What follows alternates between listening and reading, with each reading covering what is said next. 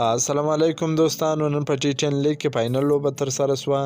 د محمد نبی رحمان الله ګربز لوبډله ډیلی بولز او نارترین وایروس لوبډلې پر وړاندې لوبه نارترین وایروس په 8 وکټو وګټل. ویډیو تر اخره را سره وګورئ. که په دې چینل کې نوی یاست د چینل هم در سره سبسکرایب کړئ. د محمد نبی او رحمان الله ګربز لوبډلې ډیلی بولز لومړی توپخانه ترسره کړه. په ټاکل شوو 10 اورونو کې د 9 لوبغاړو په سوځېدو سره 81 منډې جوړې کړې. 82 منډې هدف یې سالې لوبډلې ته وټاکي. رحمان الله ګربز 14 منډې جوړې کړې. لیویس 10 منډې جوړې کړې. باران 9 منډې جوړې کړې.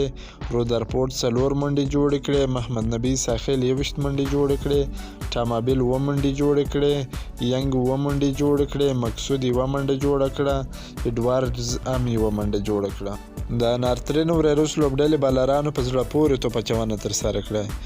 امرایټ په 2 اوره کې 19 منډې ورکړې. 1 وکټ یې واخیستل. جنید په 2 اوره کې 19 منډې ورکړې. 2 وکټ یې واخیستله. ماهش په 2 اوره کې 14 منډې ورکړې. 3 وکټ یې واخیستې. الین په 2 اوره کې 10 منډې ورکړې. 1 وکټ یې واخیسته.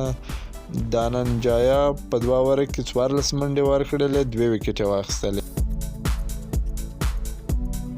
نارترین وایروس یاد هدف په 8.2 اوره کې د 2 لوبغاړو په سوځېدو سره پوره کړ.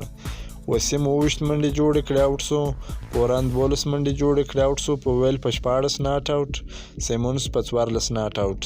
د ډیلی بولز بالرانو اډوارډز په 2 اوره کې 18 منډې ورکړې. 1 وکټ یې واخیسته. شیراز په 2 اوره کې 18 منډې ورکړې. 1 وکټ یې واخیسته. نارترین په 8 وکټو لوبه وګټل. د ټي 10 لیګ اتلولۍ جام یې هم په خپل نوم کړ. د درېیم مقام لپاره ابيزوبۍ او کلندرز لوبډلې ترمنځ لوبه ترسره شوله. ابيزوبۍ لوبډلې لوبه وګټل. درېیم مقام یې هم خپل کړ. نجيب الله ځدران په 14 بالونو باندې 45 منډې جوړې کړې. ناسوځېدلی پاتې شو، خو نوین الحق یې په نن لوبه کې نه واخیستی.